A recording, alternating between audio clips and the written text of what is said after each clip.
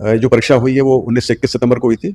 उसमें 21.17 लाख अभ्यर्थियों ने हिस्सा लिया, जो कि लगभग 86% अटेंडेंस थी। बहुत ही संतोषजनक थी। 6 पारियों में परीक्षा हुई थी और खुशी की बात है ये परीक्षा बिल्कुल शांतिपूर्ण पर संपन्न हो गई।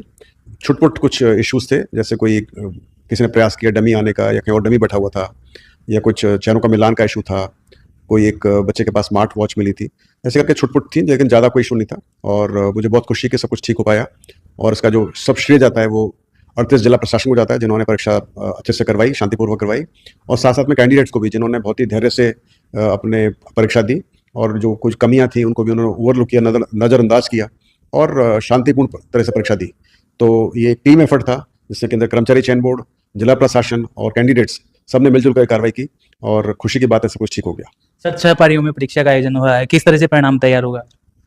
अब चूंकि ये परीक्षा 6 पारियों में हुई है तो नेचुरली इसमें नॉर्मलाइजेशन करना पड़ेगा, और जैसे आप सबको मालूम है कि नॉर्मलाइजेशन के लिए हमने नया फार्मूला इस्तेमाल कर रहे हैं, जो कि हमने जेल प्रहरी परीक्षा से शुरू कर दिया था।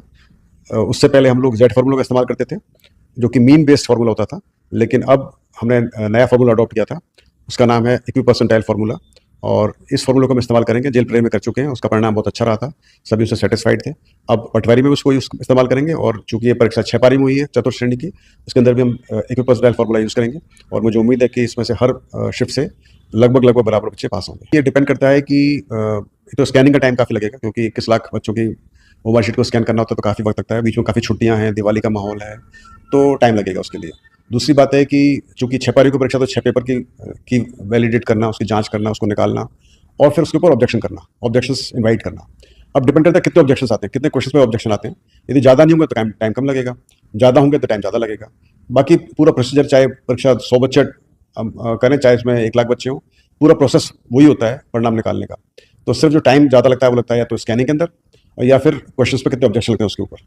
तो उस पर डिपेंड करेगा कि कब तक हम इसको कर पाएंगे। हमारा वैसे प्रयास दिवाली से पहले करने का था या है अभी भी, लेकिन डिपेंड करता है कितने ऑब्जेक्शन आते हैं और क्या रहता है। जारी करने का प्रयास चल रहा है अभी। उसके अंदर कुछ उसमें कुछ इश्यूज थे, खास करके एक्स सर्विसमैन के पदों के लेकर, बैकलॉग पदों को लेकर, तो उस पर कार्रवाई चल रही है। तो जैसे ही वो उसकी अर्थना पूरी तरह से हमारे पास तैयार हो जाती है, मिल जाती है, तो फिर हम उसका विज्ञापन जारी कर सकते हैं। तो कोई चेंज नहीं है, तय समय पर परीक्षा होने का पूरा प्लान है। वीडियो परीक्षा 2 नवंबर को है, उसमें लगभग 5.5 लाख अभ्यर्थी हिस्सा ले रहे हैं, और हमारा प्लान इसको एक शिफ्ट में कराने का है, और 38 जिलों में परीक्षा होगी, तो उसकी तैयारी चल रही है। और उसके बाद में फिर 6 नवंबर को परिचालक भर्ती, जिसमें लगभग 1.1 लाख यानी 1,10,000 बच्चे बैठेंगे, और वो भी एक ही पारी में है, और वो हम 7 जिलों में कराने का प्लान कर रहे हैं। तो उनकी तैयारी चल रही है और सब कुछ रेडी है। टाइम से परीक्षा होगी, कोई चेंज नहीं होगा। आप सब देख चुके हैं, जैसे अभी आज न्यूज़पेपर में पढ़ा था हमने।